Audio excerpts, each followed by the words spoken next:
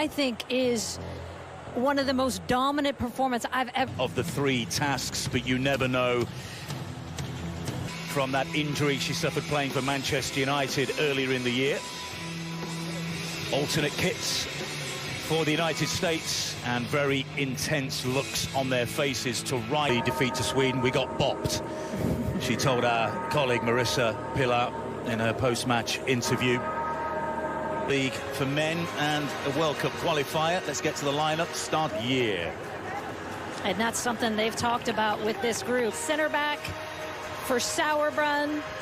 You see that Vlatko Andonovski becomes the 41st player to earn up her mood succinctly after the opening defeat to Sweden to us yesterday. Chance here, Horan in the penalty area. Back it goes to Heath.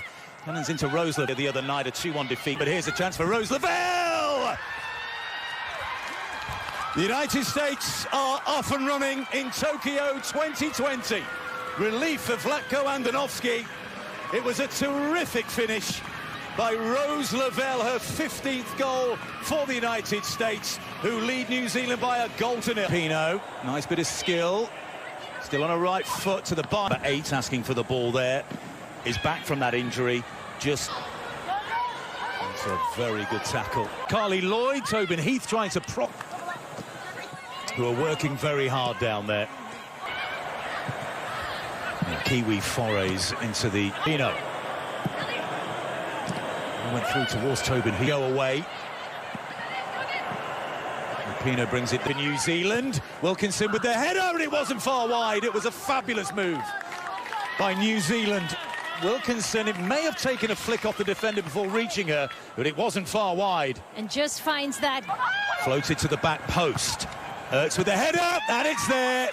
And it's 2, and it's Lindsay Horan on her 100th appearance for the US women's national team. Anna Leach beaten for the 2nd time, and in the final minutes of the first. Myself and Julie Fowdy and various media members up in the tribune. Against Australia, scoring at the end of that game. They will be both with 1 point, which means that Australia with 3.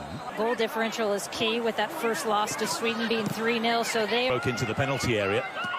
Rose Lavelle has taken her position at the final game, 3-0 to France. Here's high up the field by Pino. Cross towards the back post. Weltering temperatures. Sonnet's deep cross. Oh, here's Ertz. Lovely ball.